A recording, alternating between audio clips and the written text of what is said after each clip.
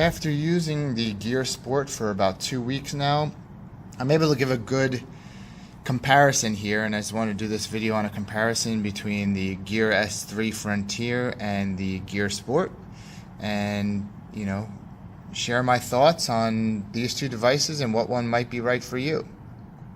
One of the first things you want to do with any watch is really compare the size of the device. So each of these watches here obviously have a different size factor. So if you have a smaller wrist, I do, but I still feel like the Frontier is perfectly fine. The Sport, I didn't really like at first, but I can definitely say that I've gotten used to it and I've become much more comfortable with it. I'd say if you're a woman with a smaller wrist, then you would definitely be more towards the Gear Sport.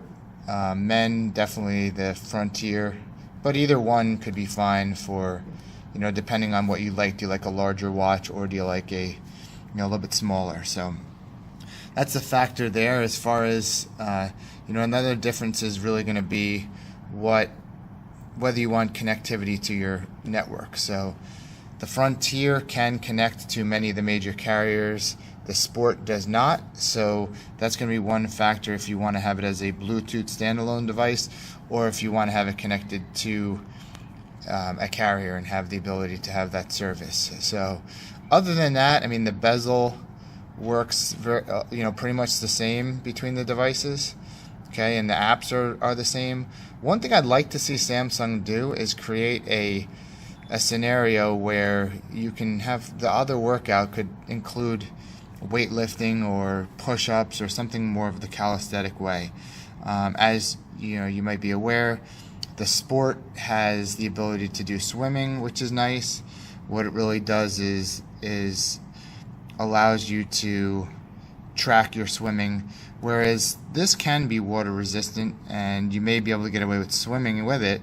However, there's going to be no functionality to measure how many laps you're doing or that kind of thing. So this has it. I did swim with it one day, and I would say I'm not sure that it exactly measures perfectly, but you have the ability to change the size of the pool and that kind of thing as well. So I only tested it once, so I couldn't tell you for sure whether or not it would be solid for swimming use.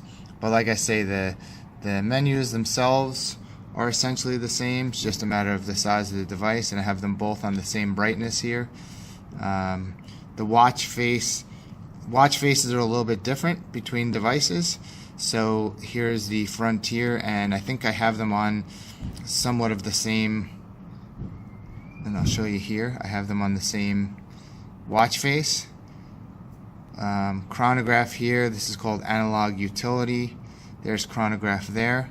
So I'll just compare the two.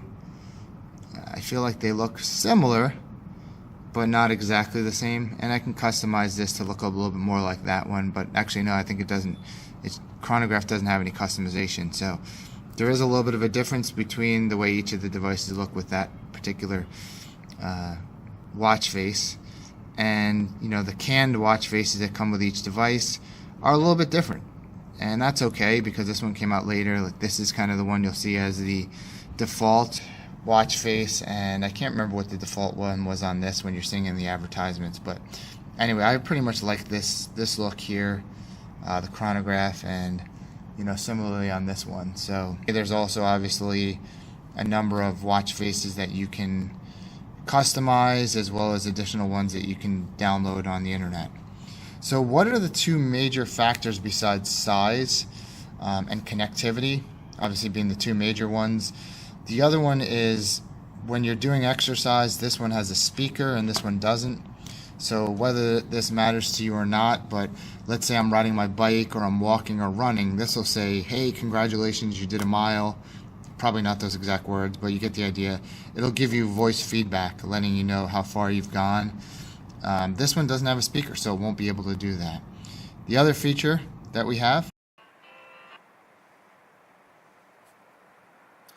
as you can see, this watch will let me know that I'm getting a call, but when I engage the call, it's going to tell me go to my phone, because it can't actually have that conversation.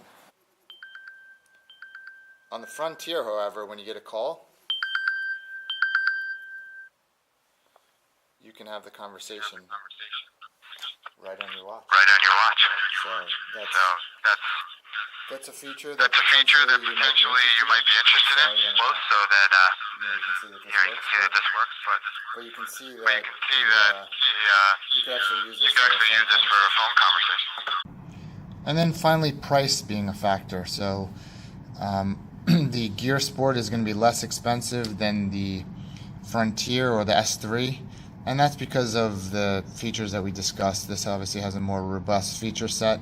The other thing I didn't mention was that it has NFC. This one does, and I believe this one doesn't.